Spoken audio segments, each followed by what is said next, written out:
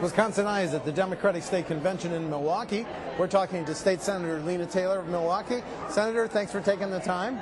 It truly is my pleasure. Thank you for having me. Let's talk about what was announced yesterday, the new deal on the bucks. Now, you put out a press release saying you like Governor Walker's original February plan better, correct? Well, of course I like that, because the state was doing what I feel like was more at its level of a fair investment. $220 million. Yeah, I'm just saying more than where we are now, which is basically 80 and is not all cash, and I'm not really clear of the full investment and how that's broken out, but it's less than it was. Okay. And because the state is getting $700 million over 20 years, over the course of 30 years, $400 million over the course of 20 years, that's a pretty great return on the investment, to do something that is equivalent to about 80, less than the center, or equal to the center district, less than the county, and more than the city. That is a huge return on your investment, right? But either way it goes, I think it's important for the state to do something, because the state has an obligation that it can't turn its back on without hurting the state's bonding rating or credit rating. And so I'm glad that we're doing something, and I want to look at it more closely. But of course, I like when the state was doing a larger share. Not necessarily at that level, but a larger share. Okay, but you're a member of Finance now, former chair of Finance. Do the numbers work? Does the revenue stream from the Wisconsin District Center and picking up the county of Milwaukee County debt, do those numbers work, Senator? I think they may. From the amount of money that I'm looking at what the Center District presently takes in, I believe there's a possibility. Now, where the question comes in is that they still have obligation on some facilities. And when do those items, do they end payment on those?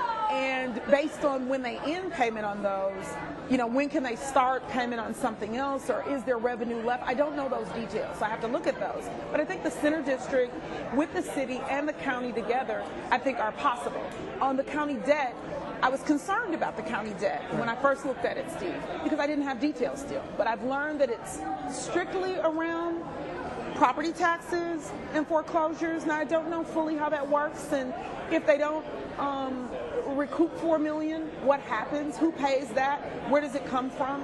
Those are details I need, but they say that they believe that they're going to get twice as much as they're requiring the county to pay. So it sounds good, but there's still, detail that needs to be worked out. Part of the debt deals with unpaid fines and forfeitures. It's my understanding that that's not true. I asked that. Thank you for the correction. Senator Fitzgerald, who said to me it was strictly property tax. So if it is fines and forfeitures, then it does, concern me a little bit of whether or not it's on the back of poor people, whether or not we're trying to, so to say, get blood from a turnip. Yes. Which is why it is important to say, if they don't recoup those dollars, who pays that? How do we deal with that issue?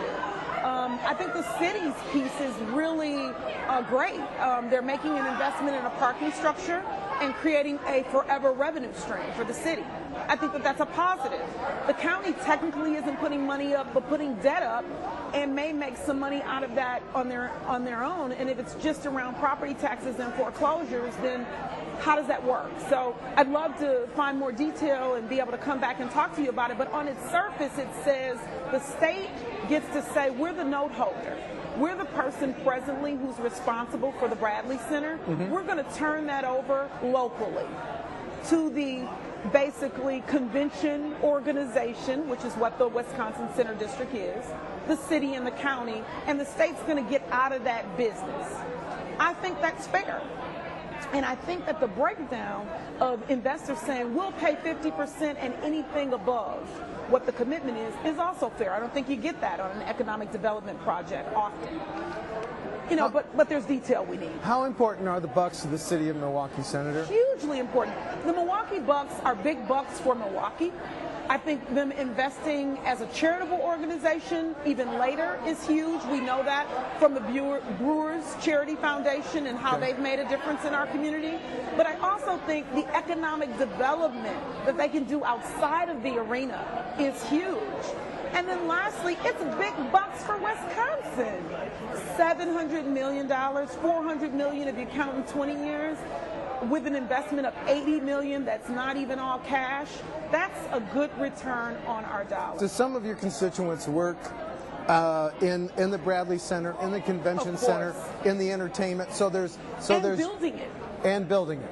So there's jobs now that are provided, and there would be more jobs if the Bucks Arena deal went through? Exactly, as well as they're going to build a practice facility. That's going to generate taxes. And it's going to generate a facility that's right downtown that students might be able to use from schools, from other organizations. So it gives our young people access.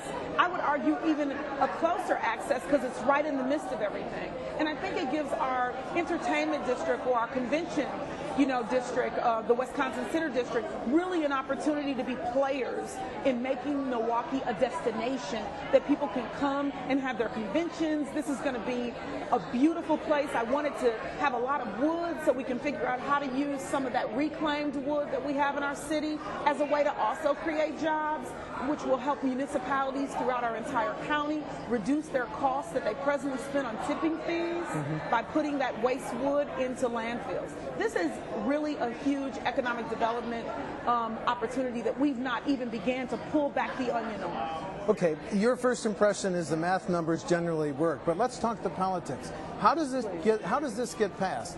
Three options. Does joint finance add the Bucks package to the budget? Is the Bucks package the subject of a floor amendment or a separate bill? If you like everything about the arena deal, how does it become law from a process standpoint? That's a very good question. So if I had my choice of the ones that you stated, I'd like it to be in the budget. Why? Because it's one vote. Now, granted, budgets are normally on party lines, so that means, right, that a Democrat wouldn't be voting for the budget. But a motion for it to be in the budget, Democrats surely would be able to support that. And I think I've been very vocal on what I believe needs to happen for it to be a fair deal, and a fair deal for Wisconsinites across the board, both state and local. So that would be my preference. Your preference then is that joint finance adds it. That it would be in the budget. Okay, but I've heard you're not a fan of this budget. You're not going to vote for it at the joint finance level or on the floor, correct?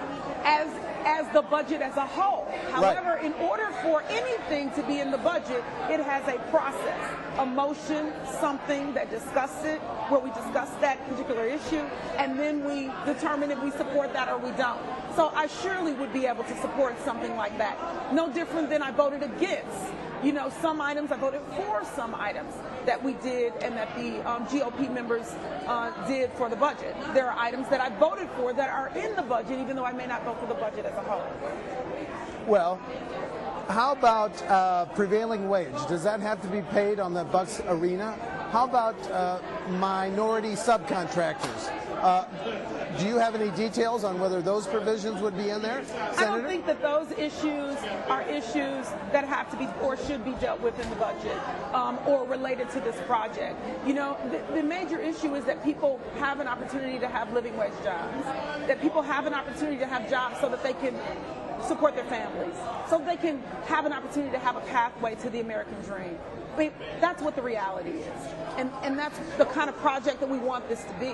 And I think that if we're innovative, we can use so many things that already exist in order for us to accomplish that. I would hope that it's not hijacked for prevailing wage or for other issues that are not, in my opinion, related, or that there isn't consensus or agreement on.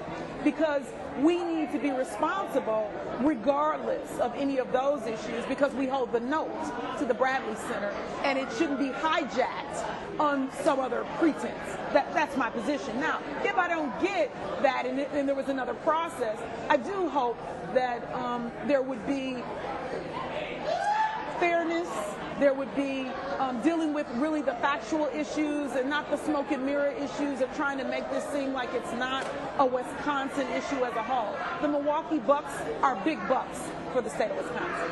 At your next Democratic caucus, now that there is an actual plan for funding a new Bucks Arena, what are you going to tell Senator Ringhand, Senator Schilling, Senator Vinehout, Senator Bewley to try to bring them to support it? I don't know that they are or are not supportive, but I'm going to give them the facts. And I think they're all very reasonable people. They understand that if you own a house and you have a note, you don't get to just walk away without collateral consequences.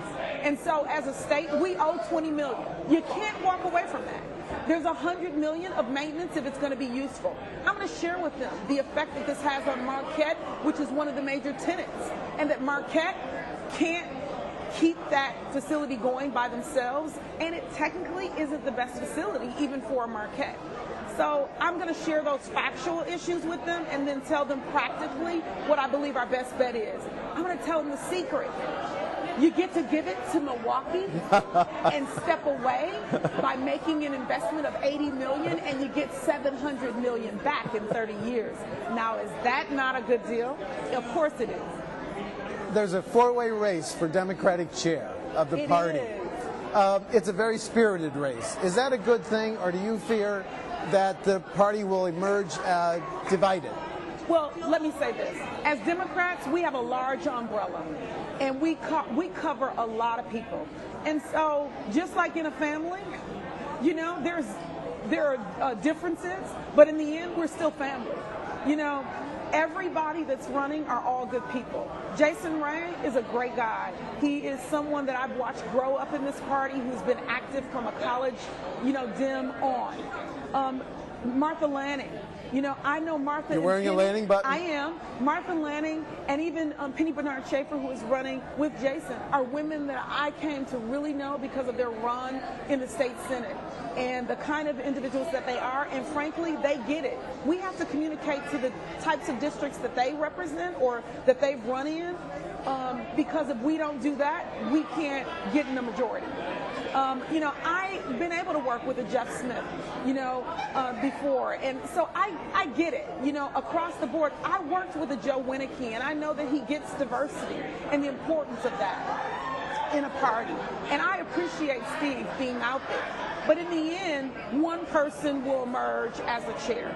And we're going to rally behind that person because 2016 is an extremely important race. But I have to be clear. I believe that when women vote, it matters. And I believe that a woman's presence matters.